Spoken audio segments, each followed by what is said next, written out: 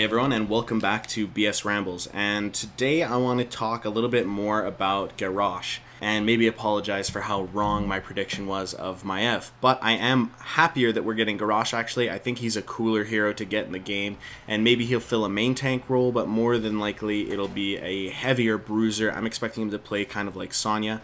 But what I want to do is I want to talk about what his kit might be, because Blizzard's really making us wait, and I can't stop thinking about him, so I just want to throw out some speculation as to what his kit might look like. And a great point to start is that World of Warcraft heroes tend to fall into their class themes. So we have Jaina, who's a Frost Mage, Kael'thas is a Fire Mage, Gul'dan is an Affliction Warlock, Valir is a Rogue, Chen's a Monk, and Varian is a Warrior.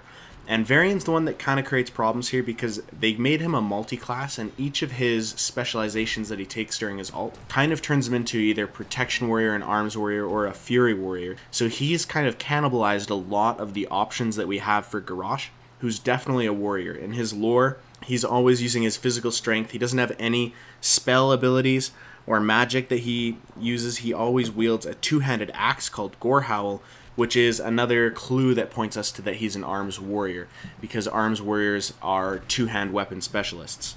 And Blizzard has actually already been tasked with reducing his character to a few abilities in his raid boss encounter at the end of Mists of Pandaria.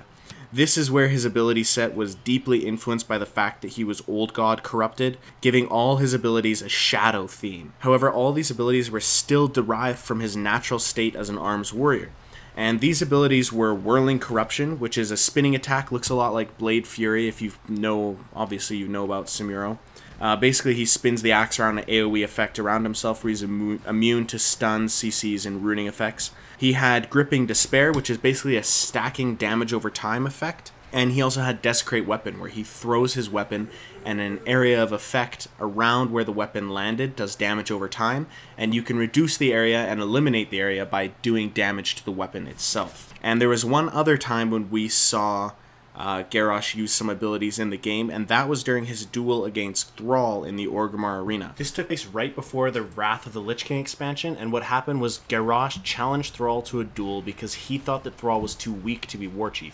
Thrall accepted, and players get to watch in-game, not in cinematic, as Thrall and Garrosh dueled in the Orgrimmar Arena. In the duel we see Thrall using Chain Lightning, and the only ability that Garrosh uses is a sort of whirlwind type of spinning attack that knocks Thrall back at the end.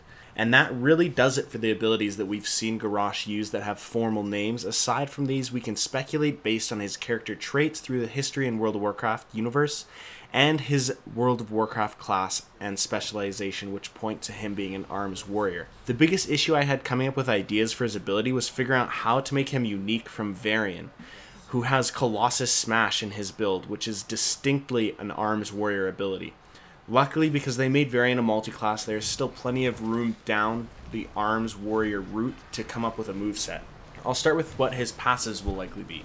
I think his passive will be something like at below 25% rage, Garrosh's basic attacks do 50% less damage, and at greater than 50% rage, his basic attacks will become empowered, dealing an extra 50% damage.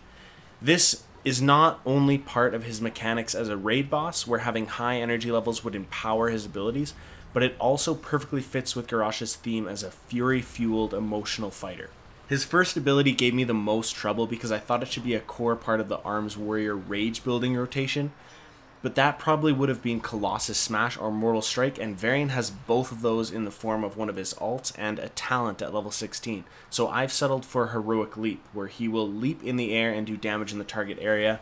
It is a warrior ability in World of Warcraft, and yes, it is exactly like Mirrodin's Dwarf Toss. I feel a lot better about what I think his W will be, and as you might have guessed, I'm thinking it will be Whirlwind. It's not only a major staple of the Arms Warrior class, but it's also an ability that Garrosh has had in his kit every time we've seen him in battle. Finally, his E will be the true staple of an Arms Warrior, and that will be Execute, where Garrosh will dump all of his rage to deal massive damage to his target.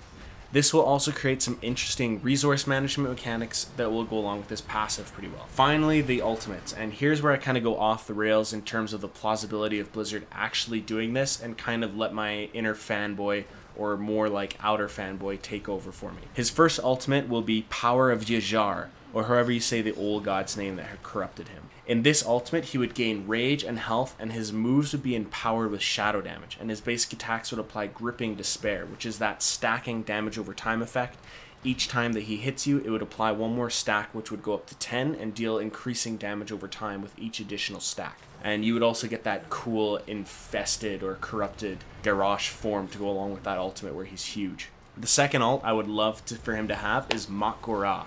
In his lore, Garrosh loves challenging people to Mak'gora and is undefeated in this form of bare bones duel until Thrall eventually and controversially killed him in a Mak'gora at the end of his life. This ult would raise the walls of the Orgrimmar arena around Garrosh and his target, and it would be impossible to leave or enter the arena, and spells cannot be cast over the walls, basically forcing the target to duel Garrosh in Mak'gora in a 1v1. In a regular Mak'gora, you're not supposed to use any abilities, it's just supposed to be kind of a bare knuckle fight.